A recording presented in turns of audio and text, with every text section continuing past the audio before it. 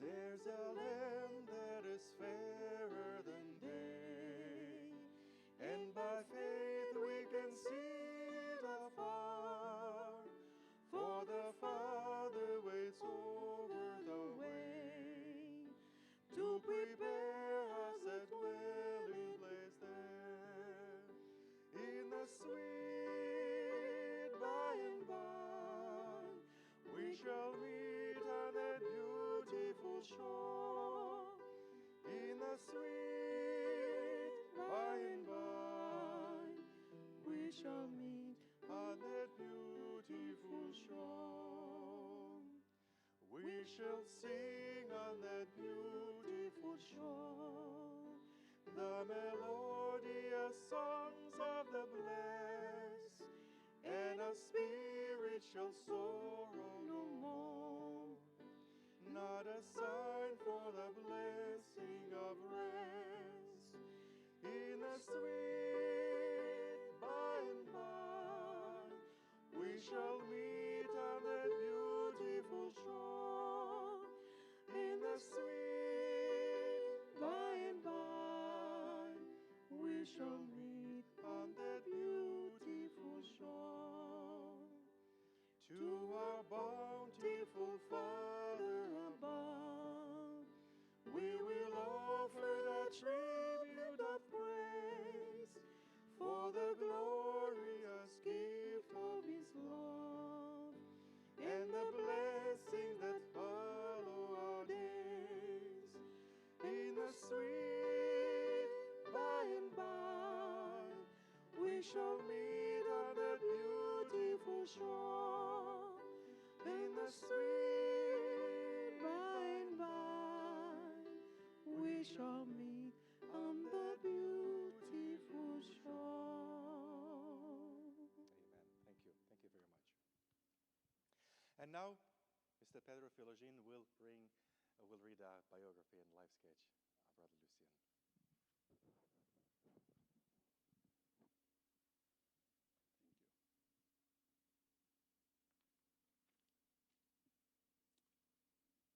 Lucien, a cherished husband, father, grandfather, and friend, peacefully departed this life on July 30, 2026, at his home. Born on August 11, 1938 in Haiti, Lucien lived a life rich with purpose, devotion, and joy. He was the beloved son of Erzélie Philogine and Lucien Obas.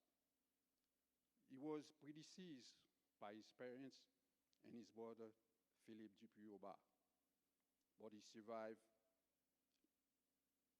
by a loving family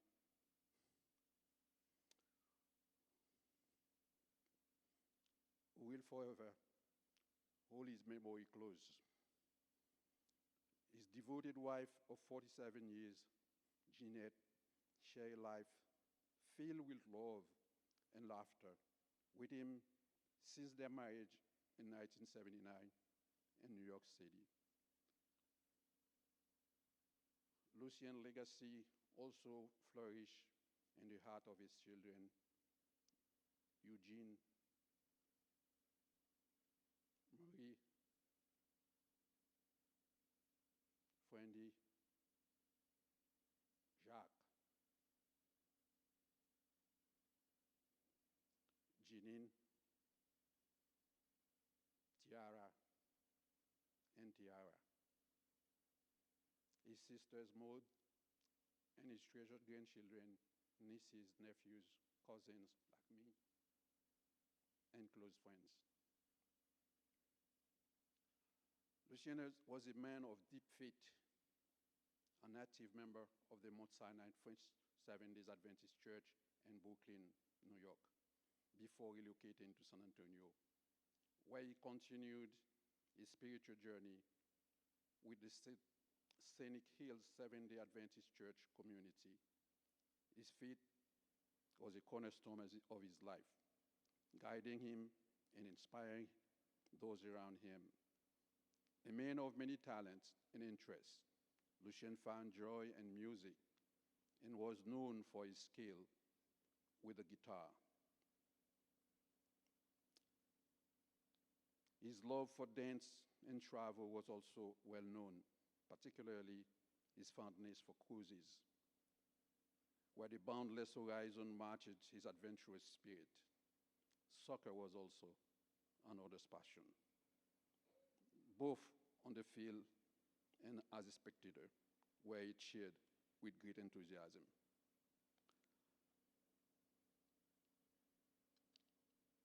Lucien also had a unique flair for storytelling, the kid could tell. Often sharing elaborate tales crafted to bring a smile to those around him. He also enjoyed recording home movies, donning his favorite cowboy gear. Lucien's vibrant presence left an indelible mark on everyone he met. His warmth, humor, and kindness will continue to resonate in the hearts of his family and friends.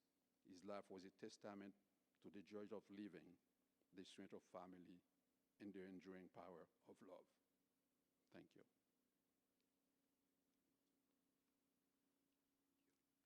Thank you very much. Now, this is the time when we invite all of you to share a thought, a memory, an experience, something about Brother Lucien that impacted you and something that you would like to share as a testimony, as a comfort with everybody else.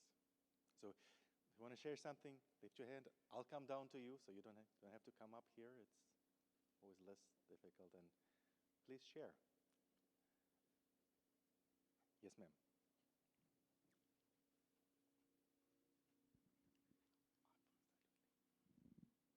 Okay, every Sabbath was a blessing because his wife would drop him off. I would get to say hi to her. I would get to see him come in and greet him. And I don't know what's up with these pictures, but he always looks so serious. But when I saw him, he had the biggest smile on his face. And he would just come in, and I would just walk with him for a little bit. And then every Sabbath when the service was over, because we all sat over here, my husband and I would get up, and we would go tell him to have a happy Sabbath. It would just, once again, with the biggest smile, so I don't know what's up with these pictures. That's not the guy I knew. But I did know the man with the bolo tie on every time and the cowboy boots. So, and I'm a little jealous because I never got to hear him play the guitar. And I feel like we missed out on some singing and some guitar playing from him. But I want your whole family and friends to know that he is loved. He's already missed. And we love you guys too. And you guys are welcome here anytime and all the time. We're here for you. Thank you, Donna.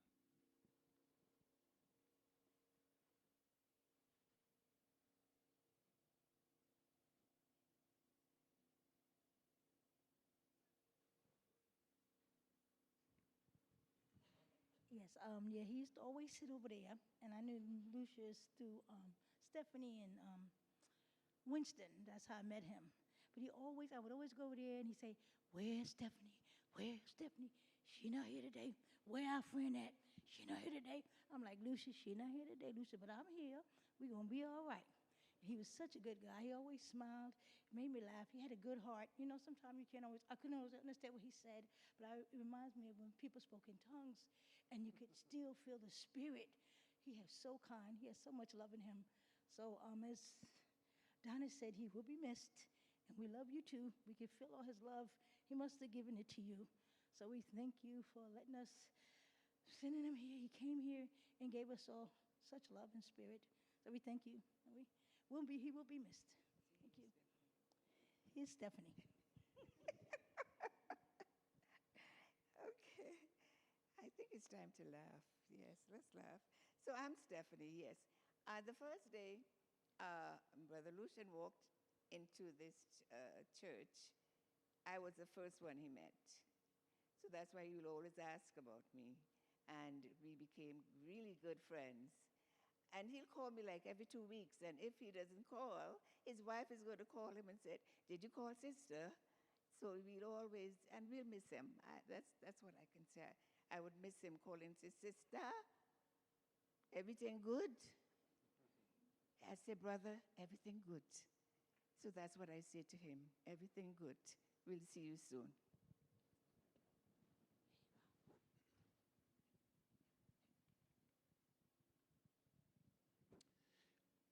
Lucien was a wonderful man. Like they said, he would come in. He always looked clean, had his bolo tie, big smile on his face. He would say, "Michael, my boy, how are you?" You know, and he'd always come up. He'd always tell me about the trips that you guys would take, you and Jeanette. The cruises. I'd be like, "Man, take me with you, man. Put me in the suitcase and let me come," because, you know, got 3 kids. It's hard to go on these vacations. But he would always talk about the travels and everything to go see his kids and the friends and family in New York and Miami. We used to do a potluck before COVID. There were groups of families. We'd all get together, and we would eat, and we'd play games. And my mother's from Jamaica. I grew up playing dominoes, and, you know, I thought I was pretty good. Man, your father beat down on me in some dominoes. But he was super kind about it. But he was just a loving guy, always had a smile on his face. And so, like everyone's saying, we're going to miss him. And but we know we'll see him again when Christ returns. And, you know, you all are loved as well. And you all, like they said, are welcome here anytime. Your father was a great man. And I know he's an extension of you all as well. So we thank you for the time that we had with him. And our deepest condolences to you all.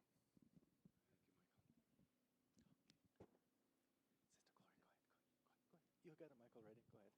My name is Gloria, and since I'm one of the greeters, I'm always at the door, and I could see him on his way in because he had this walk that was his walk. And the first thing that got my attention, he looked and walked so much like my dad. So it was a joy to just watch him get from the parking lot over to the front door so we could welcome him in. He was always here for Sabbath school, always, always. And early, he would be early. I first got to really start teasing him because we used to wear name tags. We would make name tags for every person that came in, all of our members. And he told me, I said, "Okay, what is your name?" And he said something that I didn't clearly understand. So I said, "Would you say that again?" And he said it again. I said, "What kind of name is that?" So I said, "If you spell it for me, maybe I can learn to say it." So it was that way for the first couple of Sabbaths that he came in. I would tease him about his name. I finally learned to say it and to spell it. After that, when he would come in, if he was maybe 5 or 10 minutes late, or if Sabbath school had started, I would say, "You're late." And he would give me that big smile, but I'm here. And it was so much fun to have him. You know, we didn't get to talk a lot because he would be coming in and I was doing what I would do. But he was missed when I had to take the offering. I said, "Give it up." And he would, this is a Sabbath school offering, and he would put something in the offering plate and just laugh with the biggest smile. It was so much fun. He was a joyful person, and that joy spread to the rest of us. I really didn't know him. I didn't know about his family. We never really got to sit down and talk, only just coming in and out every Sabbath. And when his wife came in one Sabbath and said that she brought his offering, and I showed her where to put the offering, and she said, "Brother Obas is going to be going to the hospital." I thought, who is that? So when she said he was going to the hospital, I thought, this is somebody I need to know if he's going to be one of our, I knew he was a member. I knew Lucien was a member. But Obas, I thought, I have no idea who that is. So I spent a few minutes talking to her. And I said, let me find out who this person is. So finally I asked her, I said, what is his first name? And she said, Lucien. I said, oh, yeah, we know him. And I found out where he would be going, what hospital he would be in. And I was able to visit after he came out of his procedure. That was another story. But at any rate, I had it in the back of my mind when he got well enough, I would go and actually visit him. Really sit down to know him. I really did not know him except on his way in or on his way out. at the church. But during that period, from the time he left the hospital, his wife, and this is really what touched me so deeply, his wife would come every Sabbath with his offering. She would come in, I'd greet her, and after a while I got to know her face, and I knew who she would be. And she said she came to bring Lucien's offering. And I was sure where the drop box was, and we'd stand and talk for a minute. I'd ask her how he was doing and that sort of thing. And then she would leave.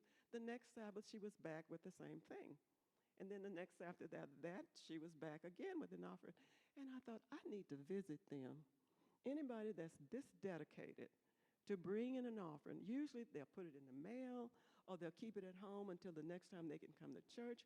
Nobody sends their wife to bring an offering week after week after week. And I was so determined that I was going to find her number and go by and visit with her. And when I found out that he had passed away before I had an opportunity to do that, I was crushed. I was hurt deeply because I wanted to let her know and him know how much we appreciated that, because that's not something that people do, not here. We have a member who will take several envelopes home and keep them. And when they are able to come back to church, they will bring maybe 5 or 6 envelopes all at one time and turn them in that they have kept at home. But nobody sends their wife. I don't know where they live, but with gasoline prices being what it is, I was so impressed with that. And I wanted the opportunity to tell them that, how much we loved them, how much we appreciated the effort that they went to. Even tonight, I gave her an offering envelope because she asked for one. She left an offering even tonight. Who does that? So this family, I wish I had an opportunity to know all of you, but we loved Lucien. He brought such joy to this church in small ways. Many people, I'm sure, who didn't sit on that side of the church probably didn't know who he was, because he wasn't one to make himself known. He would just come in, take his seat, visit, I guess, people around him, and then leave. But those of us who had an opportunity to just say something to him each Sabbath, it was a blessing. And he will be sorely missed. He will be sorely missed. We loved him. We really loved him. And I sorrow with you for your loss. Thank you, Sister Gloria. My wife just spoke a little while ago. That's Stephanie. My name is Winston Ochoa. In 2018, my wife decided to form a fellowship group with church members. And we started looking at different church members to form this fellowship group. And then she said, oh, we remember Brother Lucien. Let's get in touch with him. And she got in touch with Brother Lucien. And from then on, we had what you call a fellowship night, once a month at somebody's home. It started at my home first. And that fellowship group was like, you come, we pray, we sing, everybody bring food, we eat, and after that is a games night, which ended up sometime 1, 2 o'clock in the morning, But it was 5 homes that we visit once a month. We go to a different home. And that ended when COVID started. And everybody, because my wife is always an organizer. She wants to organize everything, So they are all depending right now for she to start it over again, But in the meantime, Brother Lucien was so close to our family that every night when we talking, my wife would say, did you call Brother Lucien? She'll call Brother Lucien, or she'll call his wife, right? And so he became close to us. If he going to HEB and he want to pass and drop by us, and he pass and sit down and talk. And he was such a lovely soul for us, And then one night he brought a CD for us. And that CD was in memory of, I think, the years that he spent in California, where he used to sing country and western music.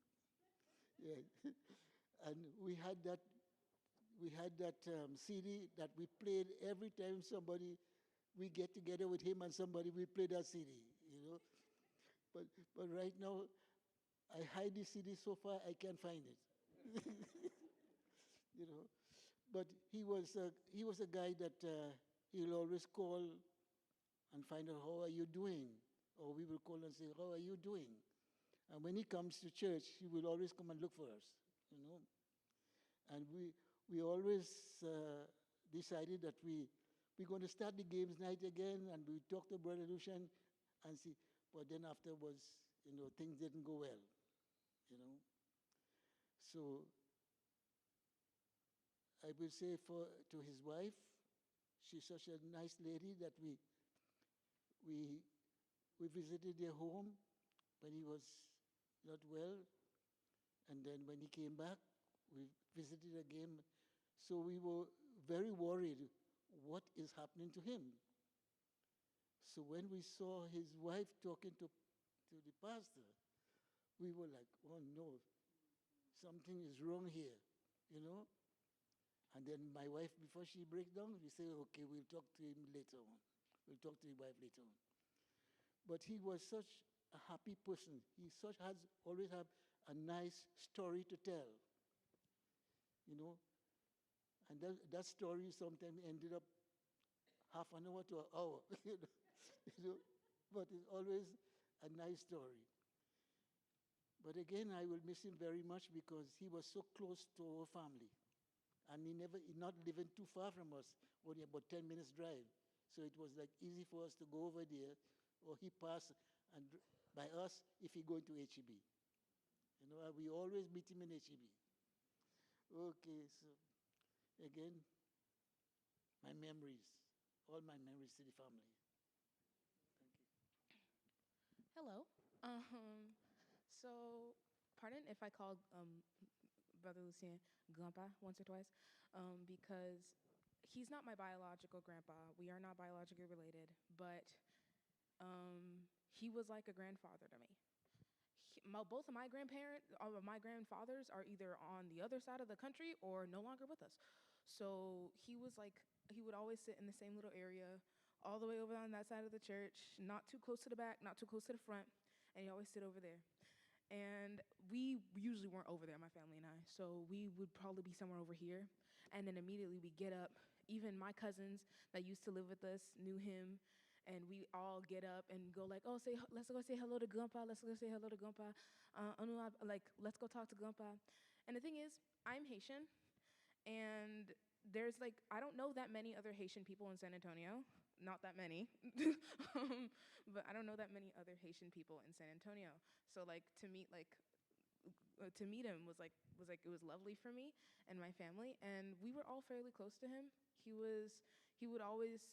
Again, we weren't biologically related, but he'd always be so happy to see me, treat me like his grandbaby. How was your week? Oh, I haven't seen you. How have you been? Where'd you go? And I'd tell him about all these places I'd go, because especially last year, I was everywhere but San Antonio, Texas. And he'd always ask me, oh, where'd you go? How was it? Did you have fun? This, that, and the third. And he was always so interested. And he'd be like, oh, kote mama, where's your mom? Kote papa, where's your dad? Kote, this person, where are they? Let me go talk to them. He'd get up, and whether or not he had whether or not he'd get up and he'd walk slowly behind me as we came all the way across the church to come find my parents, because my parents, we know parents, they stayed behind in church at least 30 minutes to an hour to talk to everybody else, even though they said, we trying to go home. No, we not. And so they'd be somewhere over here talking to Lord knows who. And he'd come over, he'd slowly walk behind me. I'd have to slow down because he'd be all the way over there and I'd already be here, and I'd be like, hold on, where is he? And we'd walk over, talk to my parents, and we always talked about having him over. We should have you over, we should eat, we should this, we should that. And we will never get to, which we will truly miss him. He was a very integral part of my life. That's why I call him Grandpa at all. My condolences to his family. I am sorry for your loss, and Lucien will hold a very important place in everyone's hearts, because he was even if he was in his little corner over here somewhere, he somehow found a way to have an impact in all of our lives. That's why we're all here to celebrate the fact that he lived today. So yeah, thank you.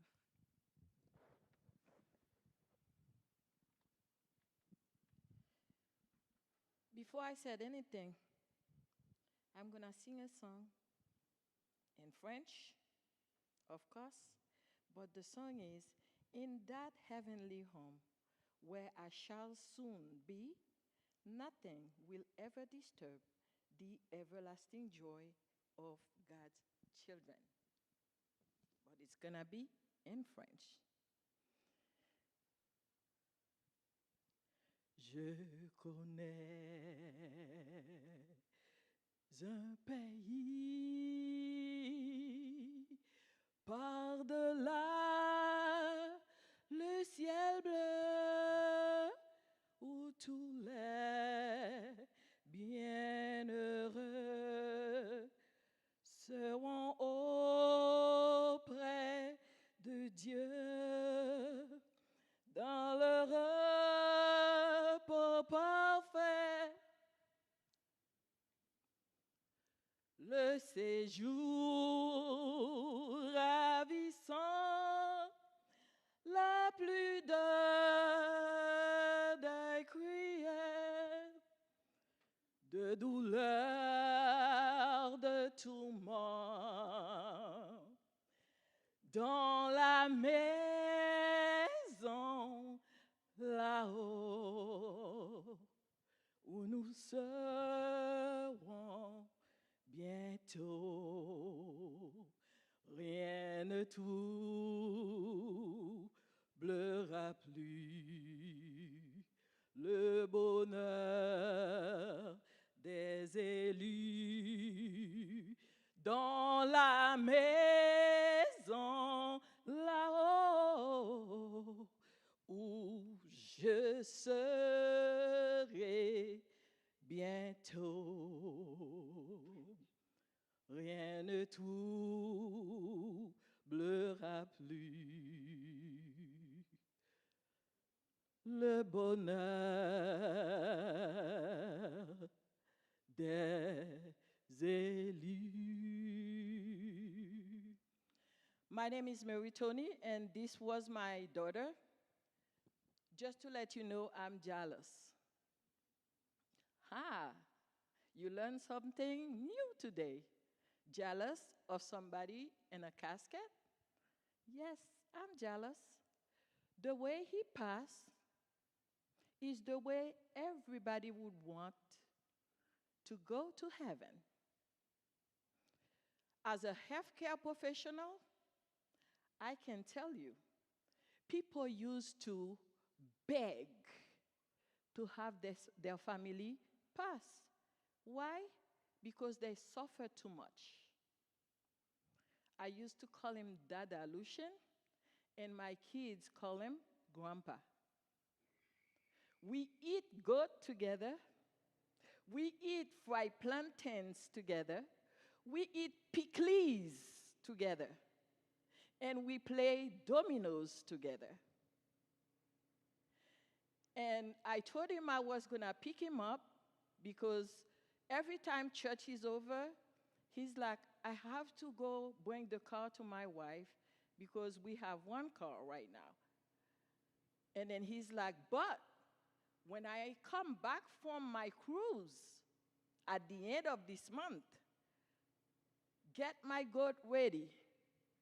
I said, but Dada Lucien, you just had something on your heart. I don't think you can eat that much goat. He's like, yes, I will. Before I invited Miss Adley and her kids to San Antonio, Dada Lucien was the only Haitian with me in this church. So my kids, very little, will run all over the place to find Dada Lucien. So he's my family. He's part of my family. But for two weeks, 1 week before, I had my supervisor at work that told us, like, oh, I will be right back. My wife is calling me. I don't know what happened. And then my supervisor went home. What happened is they have 3 kids. And these kids got to a car accident, and all 3 of them died. So I was miserable. Then next Saturday, Lucien died. So my heart rate was over the hill. Then my husband said, you need to go to the ER. I said, I know what it is. I'm not going to the ER. I just to take it slowly, one day at a time. You know what happened to me? I don't know if you have an explanation for it, but I was in bed, but I was crying like crazy, and then I feel like somebody tapped on my shoulder. My baby, the way he used to call me. My baby, I'm okay. It's okay. Don't cry. Since that day, I never shed one tear until I see him today, but I'm happy for him. Look how he looks. He's like, I was a handsome man. I'm living the way I am. Some people, you can't even open the casket. You cannot. But I'm so happy to see him. For all of you, family members, God will give you the strength you need to go through this difficult time. But he was a good man, very loving man. And that's how he went. He passed. So pray God so you can see him on the last day. Thank you.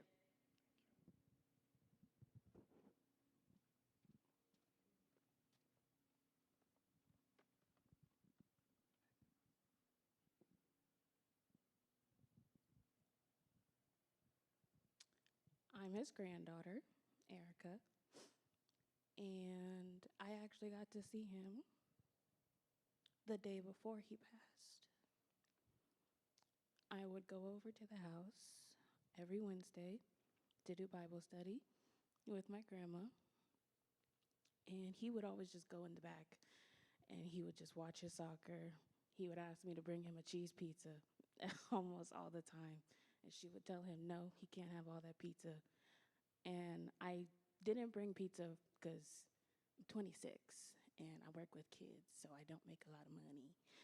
And I would just keep putting it off. And then the Wednesday before he passed, I went to the house and I brought him a pizza, but he already ate. He wasn't hungry. He was happy. I brought the pizza and we were doing Bible study. And usually he'll just do his thing, but he wanted to go outside. And when he was coming out the room, we were praying. And I didn't have my eyes open, I was praying. But I felt him just lingering when we were praying. And then he went outside, and he was just peaceful. And then when we finished praying, he came back inside, and he was happy. His last day was happy. He was peaceful. He had his pizza. He was happy.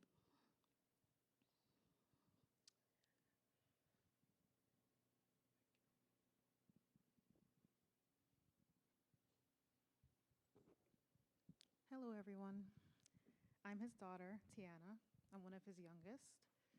I just want to say that there's nobody on earth I would rather be my father than that man. He was, every time I saw him, I was amazed by him. He was hilarious. He was joyful. He showed me so many things that have stuck with me to this day. I still go to Coney Island on Fridays and watch the fireworks because that's what he used to always do with me and my sister when I was young. His year of birth is my password to my phone. I gotta change it now because I told all of you, but you know. All his stories were amazing. He was always laughing, always joking. Just amazing. And I can't wait to tell my future kids everything about him and how amazing he was and how cool he was and how they have the best, most awesome grandfather ever. And he'll be with them in spirit, of course. but I'll make sure his legacy lasts forever through me, through my sister, through my kids, and so on. I love you, Poppy, so much. Love you, love you.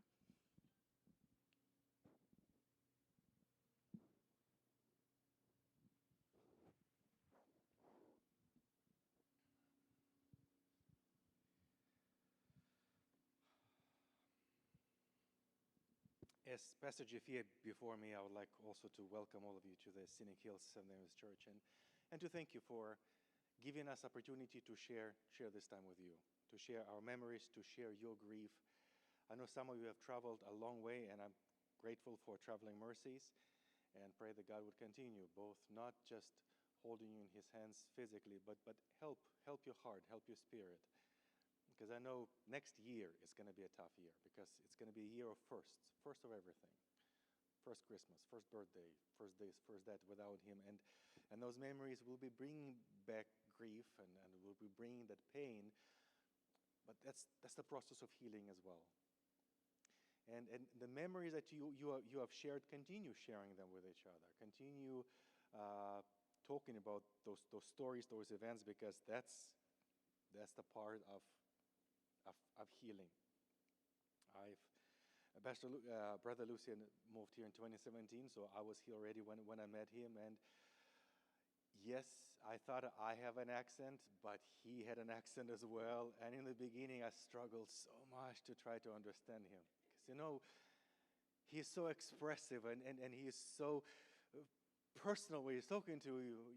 You want to understand. And it's bad for a pastor not to know what somebody's trying to tell him. So from the first conversations, all I understood is, "Ma pasta." He would just say pastor. He says, "Ma pastor." Well, thank you for the wait, sir. Thank you for the responsibility. But, eventually I got to understand him better. And not just his speech, but who he was. Before every trip, he would come and say, "Ma pastor, I'm going to go on a cruise. Pray for me." So we would pray. And he would come again in the middle of the week. He would knock on the door and he would say, "Ma pastor, I had a dream about you." So he'd tell me about his dream, and then we would pray together. And by show of hands, who thinks about their pastor on vacation?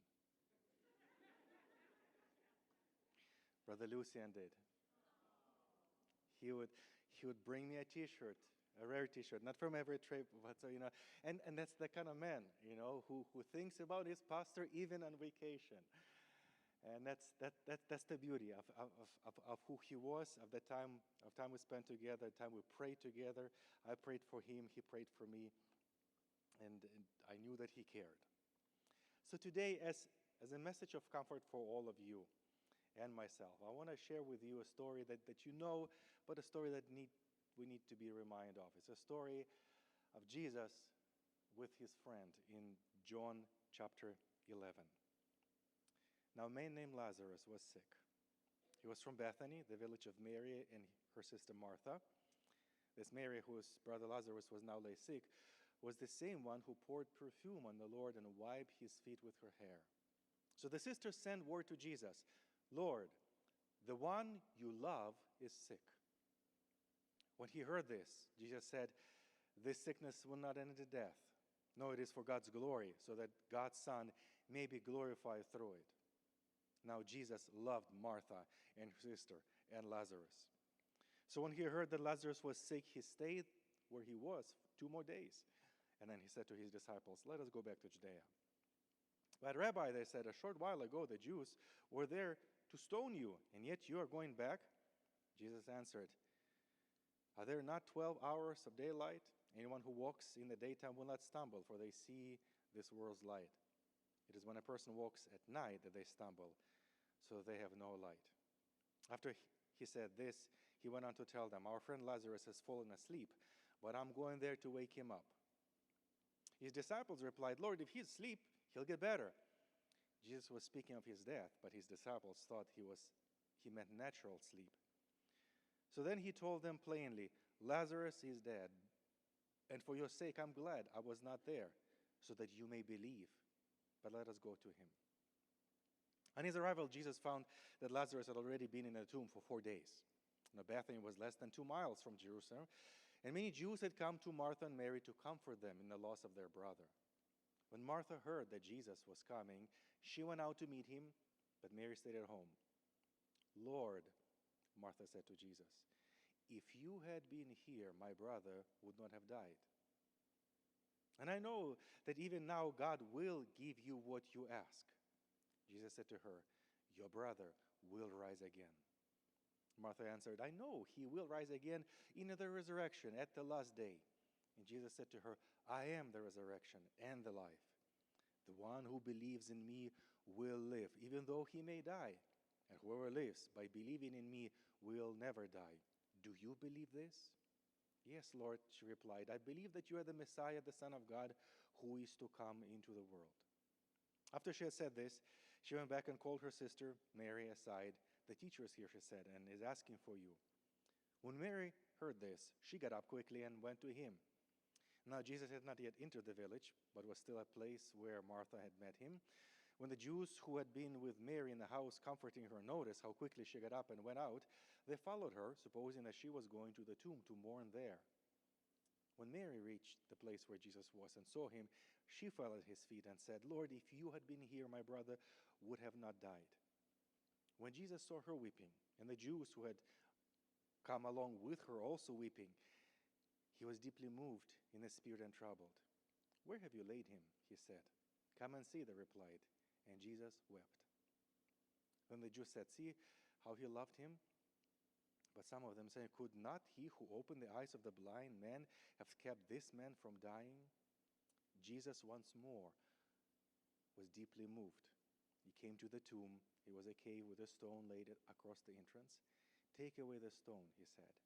But Lord, said Martha, the sister of the dead man, by this time there is a bad odor, for he has been there for 4 days.